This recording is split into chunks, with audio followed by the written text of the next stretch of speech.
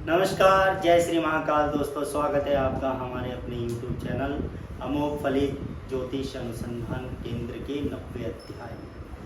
दोस्तों, आज हम आपके लिए लेके आए हैं धनु लगन के बारे में विस्तृत जानकारी। धनु लगन जिसका स्वामी है देवगुरु बृहस्पति, ऐसे लगन में जन्म लेने वाले जो व्यक्ति है कार्य करने में कुशल होते हैं। प्रत्येक कार्य को कुशलता के साथ जो पूरा करते हैं, ऐसे व्यक्ति धनु लग्न में जन्म लेते हैं। ब्राह्मण देवताओं का सभी का सम्मान करते हैं। वो आशावादी होते हैं, कभी भी निराशावादी नहीं होते हैं। और धर्म के प्रति उनकी जो आस्था होती है वो आस्तिक होते हुए नास्तिक होते हैं। नास्तिकता और आस्तिकता में फ़र्क इतना है कि वो बड़े ही नपे तुले रूप में अपने अध्यात्म को, अपने पूजा पाठ को करते हैं। तो हम ये कह सकते हैं कि बड़े ही सोच विचार के धर्म और उसकी नीतियों को अपनाने वाले होते हैं।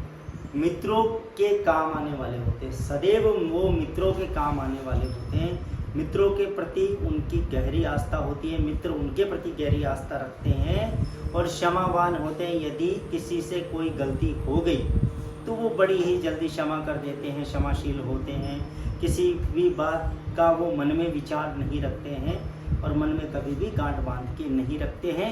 अनेक कलाओं के ज्ञाता होते हैं।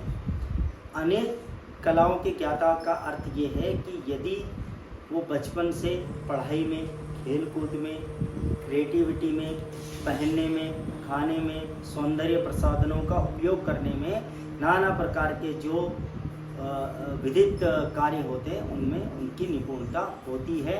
सुंदर होते हैं, सतोगुणी होते हैं, मतलब सत्य के प्रति उनकी आस्था होती है। झूठ कम से कम वो बोलते हैं या ना के बराबर बोलते हैं। श्रेष्ठ स्वभाव वाले होते हैं, उनका स्वभाव जो है वो श्रेष्ठ होता है। यदि 5 लोग बैठे हैं और कोई धनु लगन का उनमें से एक व्यक्ति है तो वो उन 5 में से सर्वश्रेष्ठ स्वभाव वाला होगा और उन 4 के द्वारा पसंद करने वाला होगा। लेखक होंगे, कवि होंगे, अपनी भावनाओं को वो व्यक्त करते हैं कई बार संगीत में। ऐसे लोग इमोशनली बहुत होते हैं। इमोशंस जो होते हैं वो उनके जीवन पे सदैव हावी रहते हैं। यदि अपनी भावनाओं में बह के वो अपना नुकसान भी करा लेते हैं कई बार, लेकिन उनके जीवन पे सदैव अपनी जो भावनाएं हैं, उनका मन है, वो सदैव हावी रहता है। ऐसे व्यक्ति जो है वो धनु लगन वाले होते हैं। पिंगल वर्ण, तो ऐसे जो व्यक्ति होते हैं इनकी जांघें जो है घोड़े के समान प्रबल होती है। शरीर की कदकाठी के अनुसार इनका वजन ज़्यादा होता है, अत्यधिक होता है। बड़ा चेहरा, गोल आंखें, गंभीर प्रवृत्ति कभी भी अपने चेहरे पे नहीं रखते हैं।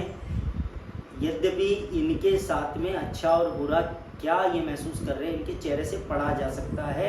इनके जो मनोभाव हैं, इनके चेहरे पे एक्सप्रेशंस आते हैं। तो ये बड़ी ही जो है सामान्य सी प्रकृति होती है धनु लगन वालों की।